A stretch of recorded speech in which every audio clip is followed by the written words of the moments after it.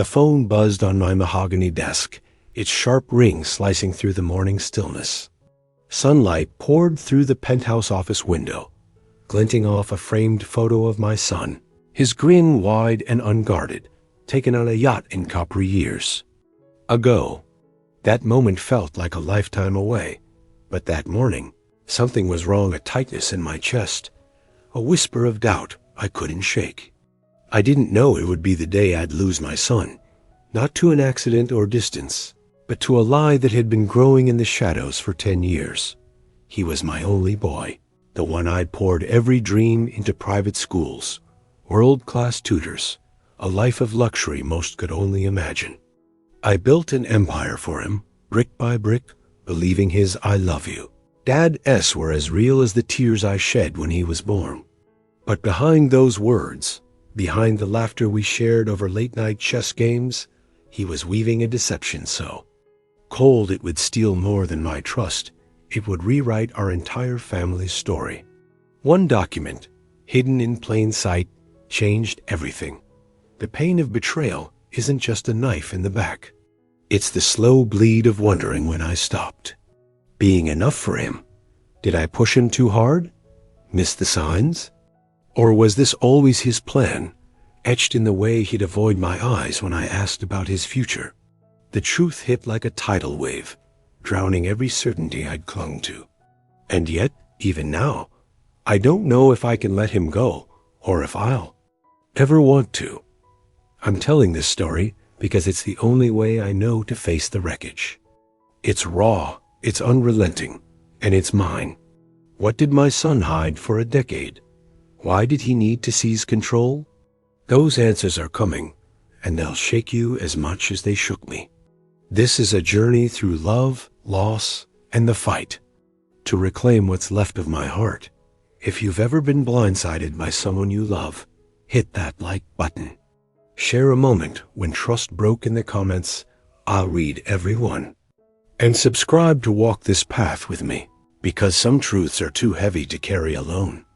The phone's screen sliced through my office, a jagged blade through the morning's deceptive calm. My lawyer's voice, tight as a coiled spring, hissed through the receiver. It's about Ethan. My son's name landed like a fist to my jaw, bruising something deep inside. I slammed the phone down, the silence that followed heavier than the city's pulse throbbing beyond my penthouse window. My eyes snagged on the photo of Ethan on my desk, his grin wide, reckless, windblown on a Capri yacht. That summer, his laughter had felt like sunlight, our bond unbreakable. Now it mocked me, a snapshot of a lie I'd swallowed whole. The office was too big, too sterile, its mahogany and leather reeking of a life I'd built for him. I flipped through contracts, my fingers frantic, as if ink and paper could smother, the dread pooling in my gut like spilled oil. My pulse hammered, a traitor's rhythm, whispering that something was wrong, had been wrong for years. A memory clawed its way up. Ethan at 15, sneaking my whiskey, his eyes glinting with mischief, as he poured too much into a glass. "You're the best, Dad," he'd said, laughing when I caught him. I'd ruffled his hair, proud of his nerve, blind to the edge in his smile. I should have seen it then, the crack in his loyalty. But love makes you stupid. My assistant, Ellen, slipped in, her face a mask of practiced neutrality. She slid a folder across my desk, the word confidential scrawled in red like a wound. Inside, a single page, a transfer of my company's shares to Ethan, dated 5 years ago. My breath caught, sharp and cold. I'd built this empire for him, brick by bloody brick, and here it was, signed away in his name, my name nowhere. The paper trembled in my hands, betrayal's first cut sinking deep. Had he planned this? My boy, my blood, stealing what I bled for. I dialed Ethan's number, my fingers clumsy, desperate. Voicemail. His voice, smooth and warm, filled my ear. "Hey, it's Ethan. Leave a message." That charm, that easy drawl I'd loved, it was a knife now, twisting. My hands shook, the phone slipping in my grip. I called again. Same voice, same lie. The room spun, the city's hum fading to a dull roar. I saw Ethan's face in my mind, not the man he was now, but the boy who'd clung to me after nightmares, who'd promised to make me proud. Was that boy gone? Or had he never existed? The air thickened, pressing against my chest like the world was holding its breath, waiting for me to crack. I stared at the Capri photo, Ethan's grin taunt, daring me to see the truth. My empire, my life, my son, everything I'd trusted was slipping through my fingers. I leaned back, the leather chair creaking under me, and felt the weight abide. A decade's worth of blindness. What had Ethan done? And why? The answers were out there, lurking in the shadows of his smile, and I'd find them even if they tore me apart. Rain lashed my windshield as I tore through the city, the skyline. A smear of neon and despair. Ethan's apartment was my only lead, a place to pin my questions before they devoured me. His name burned in my throat, a wound I couldn't stop probing. The building loomed, sleek and cold, every glass panel paid for with my money, my sweat. The doorman, a graying man with tired eyes, said Ethan hadn't been home in days. His words landed like gravel, sharp and heavy. Where was my son? What was he running from or to? I found the key under the mat, a childhood habit that felt like a betrayal of its own. Inside, his apartment was a ghost town, all polished surfaces and no soul. The air smelled of nothing, no coffee, no life, just sterile perfection, like a stage set for someone else's story. My boots echoed on the hardwood, each step a question I couldn't voice. On the kitchen counter, a stack of my letters sat. Unopened, my handwriting scrawled across them like a plea. Years of I miss you. Let's talk. Ignored. I touched one, the paper cold, and felt my heart lurch. A photo on the fridge stopped me cold us fishing, Ethan's grin wide under a summer sky. His laughter from that day echoed in my skull, pure and unguarded, a sound I'd thought was ours. Now it felt like a con, a performance I bought without question. Was any of it real? My phone buzzed, a text from an unknown number. Look closer. He's not what you think. My pulse spiked, a warning flare in my chest. I scanned the room, eyes landing on a painting and gaudy abstract Ethan loved. Behind it, a safe dot my fingers shook as I punched in his old birthday code. The door clicked open, revealing a USB drive and a note in Ethan's jagged scrawl. I'm sorry. Sorry for what? The shares? The lies? Or something worse, something I couldn't yet name. I clutched the drive, its weight heavier than it should have been. A Pandora's box I wasn't ready to open. The apartment closed in, its silence mocking my stupidity. I built this place for him, poured my soul into his future, and he'd left me with scraps of note, a drive, a ghost of the boy I loved. I stumbled back to my car, rain soaking my coat, the city's pulse louder now, like it was laughing at me. Ethan's apology burned in my pocket, a riddle wrapped in guilt. What had he done? What was he hiding? I saw his face in my mind, not the man who'd vanished, but the kid who'd run to me with scraped knees, who'd sworn we'd always be. A team.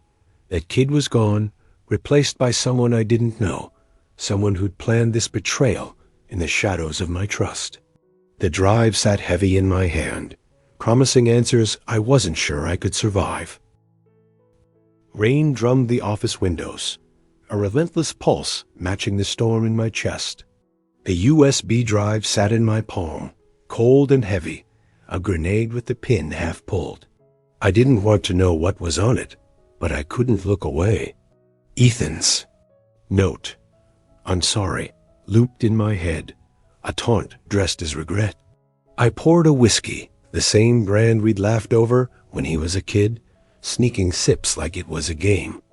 Now it burned like betrayal, each swallow a reminder of the years I'd been blind. I called my lawyer again, his voice a low rasp, like he was afraid to speak. Ethan had been meeting with board members, whispering I was unstable, sowing seeds of doubt while I mourned his mother. The word stung unstable. I'd built an empire, but my son had turned my grief into a weapon. A memory clawed up. Ethan at 18, eyes bright, promising to join the company after college. I'd swelled with pride, seeing my legacy in him. Had he been lying even then? His ambition a mask for something darker? I plugged in the USB, my hands unsteady. The screen filled with emails, hundreds, methodical, between Ethan and my biggest rival, Victor Crane. They plotted to gut my company, to steal what I'd bled for. Dates stretched back years, each message a brick in a wall of deceit. My son, my boy, had been carving me up while smiling to my face. The final email, sent yesterday, was a gut punch. He's blind to it. It's time. Time for what? To take my empire? My life? My trust? My chest tightened, not with rage, but with a hollow ache, like my heart had been scooped out. I saw Ethan's face, not the man who'd betrayed me, but the kid who'd clung to me after his mother's funeral, his tears soaking my shirt. I'd promised to protect him, to give him everything. And he'd taken it, not with gratitude, but with a knife. The whiskey glass shook in my hand, the room blurring as rain streaked the windows. What had turned him? Was it me? Had I pushed too hard, loved too fiercely? The city's hum was a distant roar, mocking my stupidity. I'd built a world for Ethan, and he'd burned it down. The USB's glow felt like a spotlight, exposing my failure as a father. What was his endgame? And why leave the note, the drive, like breadcrumbs to his crime? I leaned back, the leather chair creaking, and let the truth sink in. My son wasn't just gone. He was the architect of my ruin. Have you ever loved someone so much you missed their darkness until it was too late? The dive bar smelled of stale beer and regret, a fitting stage for the showdown I'd been dreading. Ethan slouched at the counter, his silhouette sharper, older, like time had carved him into someone new. I slid onto the stool beside him, the air thick with unspoken accusations. His eyes flicked to mine, then away, dodging the weight of my stare. "What's this about, Dad?" he asked, his voice smooth, practiced, like he'd rehearsed this lie. I pulled out the USB printouts, slamming them down. He smirked, a flicker of the boy I knew, and called it business. His fingers twitched, betraying the calm he wore like a mask. I shoved the share transfer under his nose, the paper creased from my grip. "You said I gave you these?" His lie that I'd signed them over years ago was so bold it stole my breath, a punch I hadn't braced for. He leaned back, sipping his beer, his nonchalance a blade twisting in my gut. A woman watched from the bar's shadows, her gaze sharp, predatory. Ethan glanced at her, a quick, nervous flick, and I knew she was part of this, whatever this was. Her presence was a cold wind, chilling the air between us. I pulled the Capri photo from my wallet, its edges worn from years of carrying it like a talisman. "What happened to us, Ethan?" My voice cracked, raw, begging for the boy who'd laughed with me on that yacht.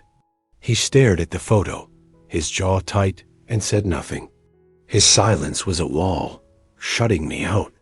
I saw the kid who'd run to me with scraped knees, who'd promised we'd always be a team. Was that kid a lie too? Or was this man, this stranger, the real Ethan? Driving home, rain blurred the city lights, each one a question I couldn't answer. Tears stung my eyes, mixing with the downpour on my face. The woman's gaze lingered in my mind, her shadow stretching over Ethan's betrayal. Who was she? What hold did she have? I gripped the steering wheel, my knuckles white, as The truth sank in. I didn't know my son anymore. Maybe I never had. The photo burned in my pocket, a relic of a love I'd trusted, now a wound I couldn't close. The city's pulse thrummed, mocking my blindness. Ethan's smirk, his twitching fingers, the woman's stare, they were pieces of a puzzle. I was too broken to solve. I'd built an empire for him, poured my soul into his future, and he'd turned it into ash. The rain kept falling, relentless, like the questions tearing at me. What was he hiding? Why had he chosen this path? I saw his face in every shadow, the boy I loved slipping further away with every mile I drove. The diner's fluorescent lights buzzed, casting a sickly glow over Frank, the private investigator, whose face was all hard lines and old scars. He slid a file across the sticky table, labeled Clara, Ethan's fiancée. The name alone felt like a betrayal, a secret he'd kept while I was mourning his mother. The file was thick, heavy with truths I wasn't ready for. Clara's rap, sheet read like a crime novel. Fraud, embezzlement, a life built on lies. My son, my boy, hadn't just betrayed me. He'd yoked himself to a predator, someone who thrived on deceit like oxygen. Frank's voice was gravel. She's bad news, but the money's worse. Bank records spilled from the file. My millions. Funneled into accounts I didn't know, Ethan's signature scrawled on every transfer. Each page was a cut, deep and precise, carving up the trust I'd poured into him. I saw his face, the Capri grin, and wondered how long he'd been planning this. Had he laughed with me over chess, plotting this theft? The diner's coffee burned my throat, bitter as the truth. Back home, I climbed to the attic, chasing ghosts. Ethan's old journal lay buried under dusty boxes, its cover worn from boyhood dreams. Half the pages were torn out, like he'd erased himself. One entry survived in his jagged scrawl. Dad trusts too much. It's why he'll lose. The words were a blade, slicing through years of love. Had I been too soft? Too blind? I'd thought my trust was a gift, not a weakness he'd weaponize. I faced the board next, their faces tight with guilt. They admitted Ethan had spun a story of my decline, using my grief over his mother's death to paint me as unhinged. My mourning, my vulnerability, had been his leverage. I saw him at her funeral, his hand in mine, promising we'd get through it together. Was that a lie, too? The boardroom air was thick, their silence a confession of their own betrayal. That night, I dreamed of Ethan as a boy, running to me after a nightmare, his small arms clinging tight. His voice, soft and scared, begged me to stay. I woke gasping, my face wet with tears, the attic's darkness pressing in. Where had that child gone? Had Clara stolen him, or had he chosen her darkness over me? The journal lay open on my chest, its single line a verdict. I'd failed him, or he'd failed. Maybe both. When did the person you loved most turn into someone you couldn't recognize? Fury ignited in my chest, a wildfire swallowing the grief I'd nursed too long. Ethan wouldn't bury me without a fight. I paced my office, the city's skyline a jagged reminder of what I'd built and what he'd tried to steal. The air crackled, alive with my resolve. I hired a forensic accountant, a hawk-eyed woman named Lena, who traced my millions to Clara's offshore accounts. Each transaction was a betrayal, Ethan's signature a brand on my heart. I saw his grin, that Capri summer, now twisted into a sneer I hadn't noticed. I tracked down Mark, Ethan's college friend, in a cramped coffee shop that smelled of burnt grounds and regret. His eyes darted, nervous, as he admitted Ethan had always envied my success, even as a kid. He'd talk about you like you were a god, Mark said, but one he wanted to topple. The words cut deeper than I expected, a truth I'd ignored. In Ethan's boyish smiles, Mark showed me texts Ethan's gloating. I'm taking what's mine. Each message was a nail, hammering shut the coffin of who we'd been. I fought back, leaking a vague press story about company turmoil to rattle Ethan's cage. My phone lit up hours later, his voice a snarl through the line. You're making this worse, Dad. I'll finish this. His rage was new, raw, like Clara had sharpened him into a weapon. I gripped the phone, my knuckles white, wanting to scream back, but choking on the memory of his hand in mine, small and trusting, years ago. That night, I found my office trashed papers. Strewn, drawers yanked open. The Capri photo was gone, replaced by a note in Ethan's scrawl. Stop digging, Dad, or it gets worse. The words were a threat, but also a plea, his handwriting shaky, like he was unraveling. I stood in the wreckage, my empire's heart gutted, and felt the fire in me roar. Was I fighting for my company, my pride, or the ghost of my son? The city's pulse thrummed outside, a mocking rhythm to my anger. I saw Ethan's face in the shadows, his boyish grin, his nervous glance at Clara. Was he her pawn, or had he chosen this path? The note burned in my hand, a clue to his desperation. I'd built everything for him, and he'd torched it.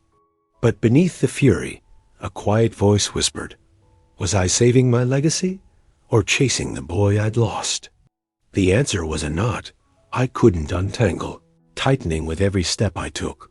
Clara's penthouse gleamed, a monument to my stolen fortune, its marble floors and sharp edges reeking of her control. She was waiting, perched on a velvet sofa, her smile a blade dipped in honey. I knew you'd come, she said, her voice smooth, like she'd rehearsed my ruin. The air was thick with her perfume, something floral and cruel, choking the room. Ethan's weak, she purred, sipping wine, her eyes glinting with a predator's calm. I gave him a spine. Her words were a slap, rewriting my son as her creation. She slid a contract across the glass table, Ethan's signature scrawled at the bottom, handing her my company's shares. My stomach twisted, the paper a confession of his betrayal. I saw his face, that Capri grin, now a puppet smile under her strings. A photo on her desk caught my eye. Ethan and Clara, laughing, their ease a mockery of the family we'd been. Her fingers brushed the frame, deliberate, like she wanted me to feel the theft of my son's heart. Clara leaned closer, her voice low, hinting at a plan beyond your little empire. The words iced my blood, her ambition a shadow stretching, far past my company. Was this about money, power, or something uglier? I saw Ethan's nervous glance from the bar, his twitching hands, and realized he wasn't the architect. He was her tool, molded by her cold hands. My son, my boy, reduced to a pawn in her game. I stood to leave, her laughter chasing me, sharp and deliberate. See you at the end, she called, her voice a promise of ruin. The rain-soaked night swallowed me as I stumbled to my car, her words echoing like a death knell. Ethan's note, "Stop digging," flashed in my mind, his shaky handwriting a cry for help or a warning. I gripped the steering wheel, my hands trembling, the city's lights blurring into streaks of pain. Clara's face lingered, her smile a mask for something monstrous. I'd built an empire for Ethan, poured my soul into his future, and she'd stolen him, twisted him into someone I didn't know. The penthouse's glow faded behind me, but her presence clung, a poison in my blood. What was her endgame, and why had Ethan let her in? The answers were out there, hidden in the shadows of his betrayal, and I'd find them even if they broke me. Our old house creaked under the weight of memories, every room a shrine to the boy Ethan had been. I brought him here, meeting the truth, face to face, away from Clara's shadow. He stood in the living room, his shoulders hunched, eyes darting like a trapped animal. "I did it for us, Dad," he said, his voice cracking, claiming he'd wanted to secure our legacy. The lie crumbled in his eyes, brittle under Clara's influence. I saw the kid who'd played chess with me here, his laughter filling these walls, now silent. I held up his journal, the single line, "Dad trusts too much." A blade I turned on him. His face crumpled, and for a moment, the boy I loved flickered, through raw and broken. "I didn't mean for this," he whispered, tears streaming, his voice a plea. But his phone buzzed, Clara's name flashing, pulling him back to her orbit. His eyes hardened, the boy vanishing, replaced by the stranger she'd made. My chest ached, torn between love and rage. "I never wanted to hurt you," he said, his voice soft, almost real, as he turned to leave. I grabbed his arm, desperate, but he shook me off, the door slamming behind him. Alone, I stood in the wreckage of our home, memories of his childhood, his first bike, his graduation choking me. I smashed the chessboard we'd played on, pieces, scattering like my trust, each one a shard of the life we'd lost. The house was a tomb, its silence louder than my screams. I saw Ethan's tears, his trembling hands, and wondered if they were real or another performance. Clara's hold on him was a chain, and I'd failed to break it. The journal lay open, its words a verdict on my blindness. I'd given him everything, and he'd chosen her. The pain wasn't just betrayal, it was the slow bleed of losing the only person I'd lived for. I sank to the floor, the wood cold under me, the city's hum a distant pulse beyond the windows. Ethan's whisper lingered, a ghost in the air. Was there still a piece of him that loved me? Or was that hope just another lie I told myself? The house held no answers, only echoes of a family we'd never be again. I clutched the journal, its weight a reminder of my failure, and knew this wasn't over not yet. The boardroom was a battlefield, its polished table reflecting my resolve like a mirror. I'd armed myself with truth, the only weapon left. Lena, the accountant, stood beside me, her files a litany of Ethan and Clara's crimes-forged contracts. Stolen millions, my empire gutted. Each page was a wound, Ethan's signature a betrayal carved in ink. I saw his face, that Capri grin, now a mask for the stranger who'd planned my ruin. The board watched, their faces tight, knowing they'd been complicit. Ethan and Clara crashed the meeting, uninvited, their confidence a slap. Clara's voice was silk, accusing me of mismanaging my own company, twisting my grief into incompetence. Ethan stood silent, his eyes darting, a puppet jerked by her strings. I played the recording Clara's voice, cold and clear, admitting she'd used Ethan to gut my empire. The board gasped, the air shifting, their loyalty snapping back to me. Clara's smile faltered, a crack in her armor. Ethan's face went pale, his eyes wide with betrayal, not mine, but hers. He opened his mouth, but no words came. Clara grabbed his arm, her nails digging in, and dragged him out, her control absolute. The boardroom fell silent, the recording's echo a verdict. I'd won, but it tasted like ash. My son was gone, a stranger wearing his face, lost to a woman who'd stolen more than my money. She'd taken my blood. The board voted to freeze the shares, saving my empire. I stood tall, but inside, I was crumbling. I saw Ethan's tears from the night before. His whispered, "I didn't mean to hurt you," and wondered if he'd meant it. Or was it another lie, rehearsed under Clara's gaze? The city's pulse throbbed outside, mocking my hollow victory. I'd saved my company, but at what cost? My son was a ghost, slipping through my fingers. I left the boardroom, the weight of their eyes heavy on my back. The truth had set me free, but it was a freedom I didn't want. Ethan's betrayal was a wound I'd carry forever, deeper than any loss I'd known. I saw his boyhood smile, his hand in mine, and felt the ache of what we'd never be again. The fight was over, but the war inside me raged on. A battle between love and the truth I couldn't unlearn. My office is a museum now. Every corner a relic of a life I can't reclaim. The mahogany desk, the city skyline, they're the same, but I'm not. Ethan's gone. His absence a hole no empire can fill. I filed charges, my lawyer's pen scratching out justice, but my heart fought every stroke. He's my son, despite the lies, the theft, the years he stole from me.